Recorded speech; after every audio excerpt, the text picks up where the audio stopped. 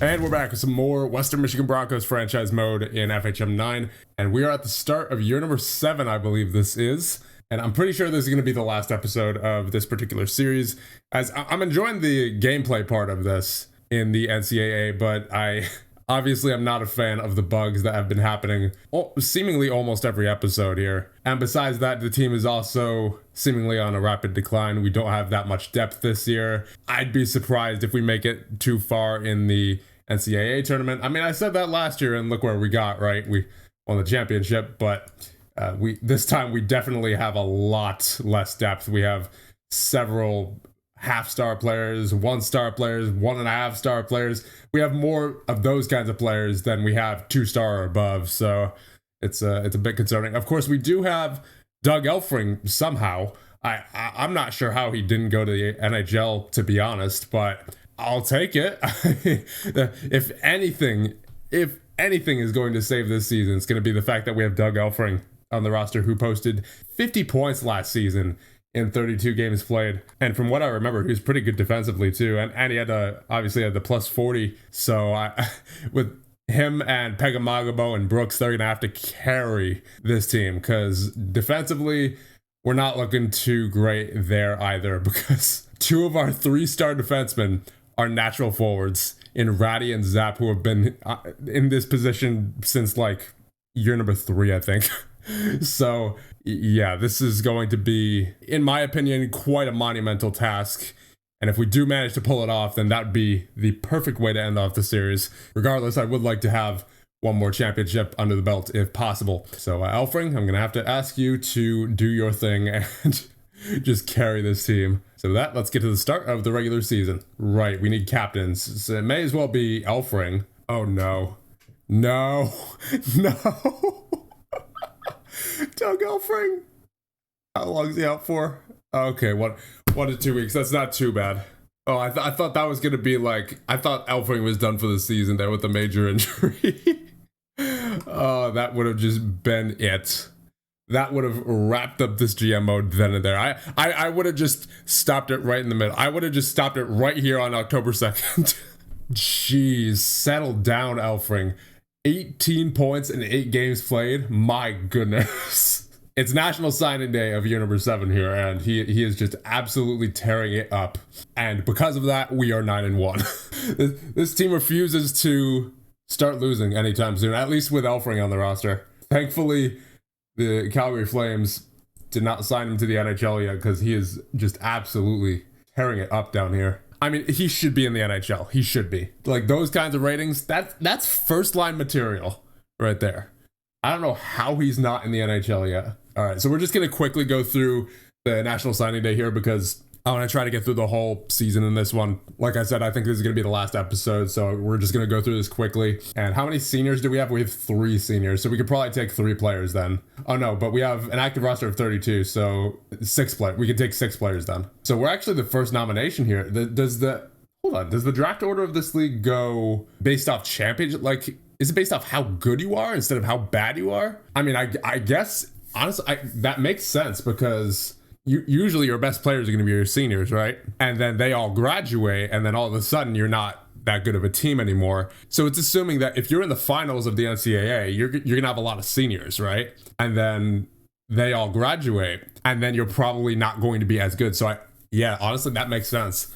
That makes sense as to why that's like that. From that perspective, I mean, like, maybe there's another perspective that I'm not seeing, but that's how I'm interpreting that. Like, that's the only reason I can think of that would make sense as to why we're number 1 in the draft order, right? And I'm pretty sure we were last year too, honestly. And we've been pretty high ranked in the draft order really ever since the start of the GM. I don't think we picked any less than maybe 20, but most of the time we're in the top 10. So I really think that maybe regular season record or NCAA playoff performance has something to do with it. So here we have Michael Genovese, who we picked last year, but went back into the verbal commitments for some reason.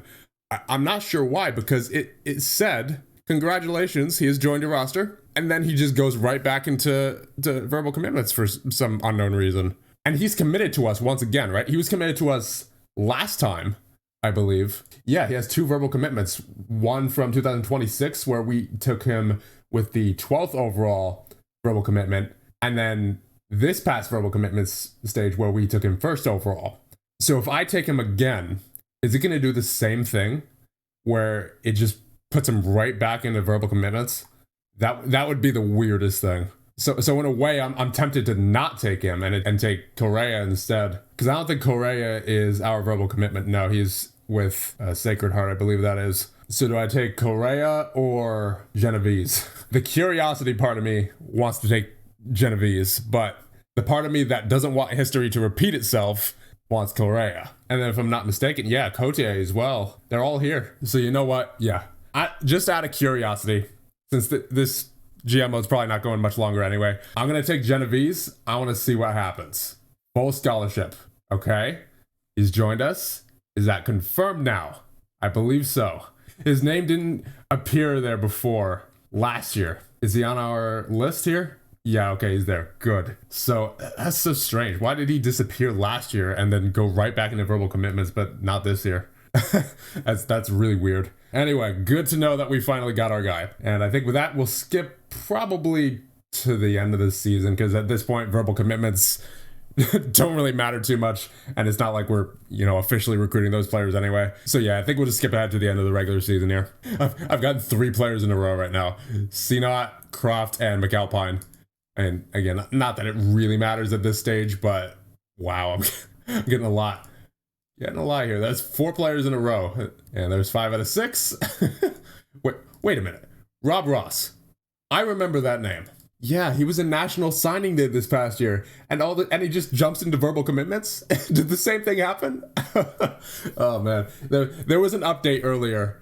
I was hoping that would have fixed this, but apparently not. That is a mystery for sure. Wow, a season where we finally don't face Miami in the final 2 games of the season. All right, so we're here at the end of season number 7, and we are. I don't know how this is I don't know how this keeps happening. We're 31 2-1. Oh man, it's all Elfring, dude. It's just all Elfring. Like look at this. 81 points? Are you kidding me? Wow, that's insane. Like how is he not first line NHL? That's crazy. Calgary, you missed out. You missed out. Like 81 points in 30 games played. Are you kidding me? Wow. That is crazy. Like I'm looking at the single season records for NCAA players right now, and there's only about 40 players on the list. That's as far as it goes, at least for the one I'm looking at. But there's not a single player on here from the 2000s. There is not a single player from the 2000s. Like most of these players that are on the single season points record for the NCAA are from like the 1980s. Yeah, most of them are from the 1980s. In some cases, even like 1970s. And there's only like a few from the 1990s. So I'm wondering, like, where does he rank? Where does Elfring rank on the all-time points list? There's Tony Harkach up there at number 1. And there's Dan Dorian during the 85-86 season, also of the Western Michigan Broncos with 104 points. So where would our guy Elfring, 69th in the entire NCAA? Wow, with 81 points. And he's got to be one of the most recent players to do that, right? I mean, 1990s. There's one from 2002, 2003. Are those the only players? Those are the only players in the top 69 from any time recent. And even this player, Peter Sena, from 2002, 2003. At this point in the GMO, that was, 25 years ago. Doug Elfring is an insane player. Have I mentioned that before? I don't think I've mentioned that enough. He is insane. So he's the first player in 25 years to reach this point in the NCAA, to get to 81 points. That's amazing. that is amazing. And obviously all these players up here, this is from an era where, scoring is, I'm not going to say easier, but definitely comes more often. So, I mean, that is just wild. 24 points ahead of McKinney, who is in second. And his line mate, Samoleski, was in 4th in the league with 54 points. Wow. He's just so far ahead of everyone. When it comes to depth, that was by far our weakest roster so far in all of this GM mode. And Elfring just absolutely soloed this season. He just put this team on his back and said, sit back and watch the show. Find yourself a Doug Elfring and you're good. I mean, we'll see if that holds true in the playoffs, but so far, it looks like what you need to do. Just have a solid first line and okay defense, and you're good to go. And it's not like our other players are doing terrible. It's just that Elfring is insane. Samoleski with 54, 48 for Elliott. So we have plenty of players who are point per game players. But honestly, I'm going to say at least half of these points are thanks in part to Doug Elfring. Heck of a voice crack there.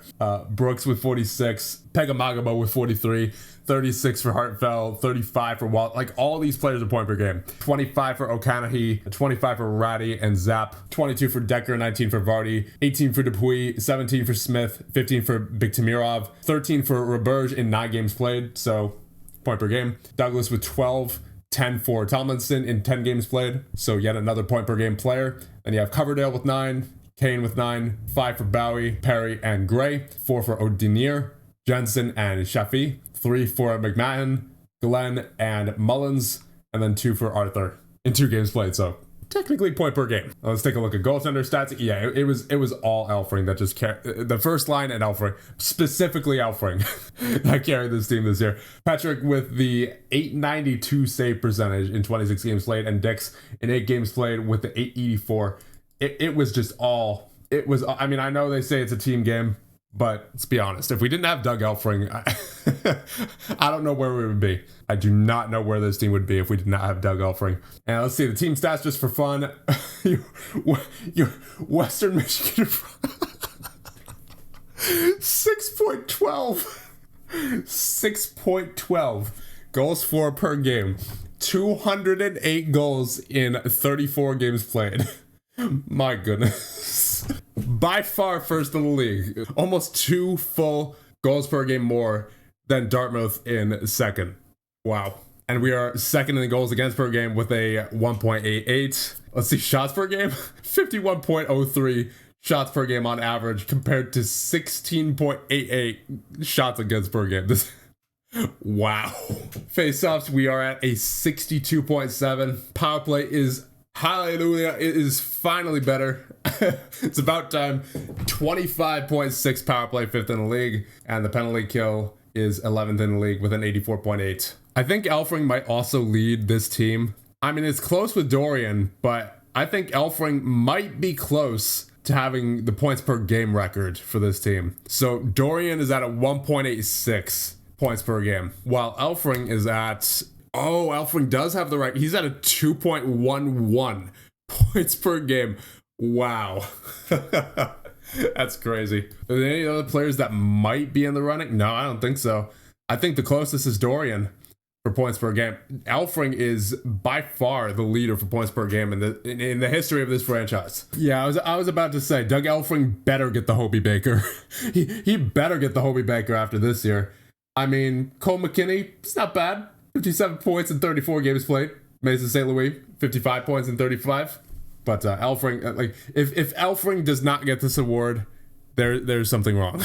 And once again, the elusive GM of the year continues to evade me. All right, it's time to take a break from fanboying over Doug Elfring and get into the NCHC playoffs here. First game against Nebraska Omaha underway. And there's a goal for Samoleski from Hartfeld and Brooks. I'm surprised it wasn't Elfring, but he was on the ice for it. Oh, this is new. This is new. Was this part of the update? I guess it was. Players who are on the ice are finally at the top. Look at that. That was part of my FHM 9 wishlist video. So it looks like they took a little bit to implement it, but here we go. It is finally in the game. Thank you. That is such a good change. All right, continuing the simulation. And there's one for Tate and Roddy from Perry and Hartfeld. And Biktamirov from Samoleski and Elfring. There's his first point of these playoffs. Pegamagabo from Zapp and Hartfeld. And McMadden from Smith and Dupuis. And we have a 5-0 win. 55 shots to 10. Wow. 3 sides of the game. Hartfeld, Samoleski, and Brooks. Okay. Do we have an injury? What? No, we don't have an injury. We have 1, 2, 3, 4, 5, 6, 7, 8 defensemen dressed. Forwards, we have 1, 2, 3, 4, 5, 6, 7, 8, 9, 10. Why is it not dressing the other forwards then? They're not suspended. They're not injured. They're not out on international duty. Oh, do I have to change Douglas back to a forward or something? What was his national position? Right wing? And then Hartfeld as well. Yeah, he was a left winger. Okay, does that do it? What? Huh? Am I missing something here? Ratty, Roberge, Tomlinson, Zapp, Gray, Sheffy, Arthur. That's 7 defensemen? 11. Is he going 11 and 7? Or maybe do I have to switch Glenn back to defense? Is that the issue? All right, let's see. What? Why can I not continue? I have 12 forwards dressed. I have 6 defensemen playing. This was fine just a second ago when we played our last game against Nebraska Omaha. Why is it giving me issues now? Okay, which defenseman is dressed at forward? You have Roberge, Tomlinson, Ratty, Arthur, Gray, Sheffy, and Zapp. All right, so it has Zapp at center. So if I turn Zapp back into a center instead of a defenseman, that should do it, right? Correct? Yes, okay. Wow, that was a little too complicated there. All right, game against Denver. And there you go, Doug Elfring with his first goal of the playoffs from Samoleski. There's a goal for them, tied at 1. And there's another for Doug Elfring. And there's the hat trick for Doug Elfring. We're up 3-1 in the later half of the second period. And there's one for Hartfeld from Pegamagabo and Elliott. And in the third period now, up by 3. There's a goal for Zapp from Tomlinson and Ratty. And there you go. We win this one 5-1. Doug Elfring with a hat trick. Shots of 40-26. 3 stars of the game. Elfring, Hartfeld, and Brooks. And we have the Minnesota Duluth Bulldogs in the NCHC final. Here we go. First period. And that's a goal for them, Kernan. They get off to the early lead, and that's another one for Kernan. And there's one for Brooks from Glenn and Samoleski. And heading to the second period now, down by 1. Come on, Broncos, don't blow this now. There you go, Elliott from Glenn and Pegamagabo. And there's Pegamagabo from Hartfeld and Zapp. Decker from O'Canahy and Dupuis. We're up by 2 now. Then you have a goal for O'Rourke of Minnesota Duluth. Get them back within 1, and we're heading to the third period. And a goal from Alex Pegamagabo from Hartfeld and Glenn. So I guess this is where your depth helps out in the playoffs for sure, as always. And then you have O'Canahy with the goal from O'Denier and Decker. Looks like we're winning this one. There's a goal for Vardy from Ratty and Wallace, up by 4 late in the third period, and that will do it. So we are once again the champions of the NCHC. And we'll see who we have in the NCAA playoffs. Shots were 51-16, 3 stars of the game, Glenn, Pegamagabo, and Hartfeld. And there you go, conference champions. So that must be a new achievement that they added as part of the update, because I know for a fact that we have won this before. And it seems, unfortunately, that they did not fix the issue with the, what's it called? with the Phantom games. Based off what we've seen previously, this first game is just basically meaningless, except for the stat line. So I mean, if you want to see Doug Elfring's 6-goal game, then I suppose we could go into it. But other than that, there's not really much meaning to it, it doesn't seem. All right, here we go. Phantom game versus the Michigan Wolverines. So we may as well just sim quickly here. And that is going to be a 3-1 Western Michigan Broncos victory. Shots worth 41-22 in favor of your Western Michigan Broncos. 3 stars of the game, Elfring, Monson, and Jensen. So here we go for real this time versus the Michigan Wolverines. Going into it. Here we go. First period underway. And so we have a scoreless first period. No penalties, no goals, not too much action. I mean, we did get 15 shots on net, so it was pretty eventful on our side, but just nothing to show for it. Second period underway. And there you go. There's a goal for Biktimirov from Elfring with the assist. And there's one for them. Nick Comfort gets it tied at 1. There's a goal for them. Billy Waters. Come on, guys. Don't give them anything more than they already have. Come on, Western Michigan. Come on, Western. Oh, man. Johnny Curry gets them the 3-1 lead. And are we going to lose? Oh, hold on. Pegamagabo from Elfring and O'Canahy. It's not likely, but after I press play, we still have 42 seconds left. Come on, Western Michigan. Probably the empty net goal from Waters, from Curry and Wolitsky. And that is all she wrote. Yeah, that's an unfortunate way to follow up the regular season that we had, and in addition to following up last season, to which we got the championship, but unfortunately we could not replicate that this season. Shots were 48-20 in favor of Western Michigan Broncos, so we dominated, but unfortunately not on the score sheet where it really mattered. And 3 stars of the game, Curry, O'Canahy, and Weiss. Excuse me? Frozen 4? We were out first round. Oh, is this counting from seasons past? Yeah, it must. It must be counting this achievement only just now, even though we got it earlier. I don't know why it would show it now, though. So Dartmouth are the NCAA tournament champions. They went through the St. Thomas Tommies, Penn State, Michigan Tech, and Denver. And for the awards ceremony, you have, for the Hockey Humanitarian Award, Brent Doobie of Clarkson. And then for the Hobie Baker, come on, Elfring. If it's not Elfring, I swear to God, if it's not Elfring. Okay, good. Good. Elfring wins the Hobie Baker as the MVP of the league, 81 points in 30 games played. And the playoff MVP, Charles Poirier of Dartmouth. And for the Mike Richter Award, it is Julien Letourneau, who was with Bentley. And then for the best GM, once again snubbed, you have Craig Baumer of Arizona State, I believe that is. And then for the best coach, you have Michael Field, also of Arizona State. That's nothing major, but here is a bit of a bug fix for you. Goalie takes home Mike Richter Award. Yes, because who else would take it home? Julien Letourneau. So a little something for the devs there. As of right now, it just says goalie. And who would have thought? A goalie takes home a goalie award. And here's our season score for 2028-29. We reached the playoffs, had a winning season, winning percentage of 600 or better. We finished first, and we won the championship of the NCHC, bringing our total season score to 39 and our career score to 228. You hate to see it. There he is. There it is. I mean, we all knew it was coming, but Doug Elfring finally gets signed to the Calgary Flames, and they got a good one. And for the Hall of Fame inductions, you have Patrice Bergeron, Marc-Andre Fleury, Phil Kessel, and Ryan Suter. So I think that'll about do it for this one and for this series. We're going to wrap it up right here. I don't think it could get any better than seeing Doug Elfring get an 81-point season in 30 games played. Obviously, it would have been nice if we could have won the championship, but seeing Doug Elfring get 81 points in 30 games played, I would say is a pretty nice way to cap off this series. And now that he's no longer with the team, it's only downhill from here. So I think we're going to, as always, do our end of series jersey retirements. And I think I think you know who we got to do here. I mean, it's really no question. Doug Elfring, 2009. There you go. And I believe he was number 21, right? There you go. Doug Elfring, the first uniform retirement in Western Michigan Broncos history, even though Dorian probably does deserve it, but he wasn't part of this GM mode at all. And I like doing it for players that are, part of the channel history, part of the GM mode history, not the team in general. So that is why Elfring is in and not Dorian. Yeah, he was number 21. Okay, good. I just want to make sure. And with all that being done, it's time to end this one off. And thank you guys for watching this series, and I'll see you guys in the next one.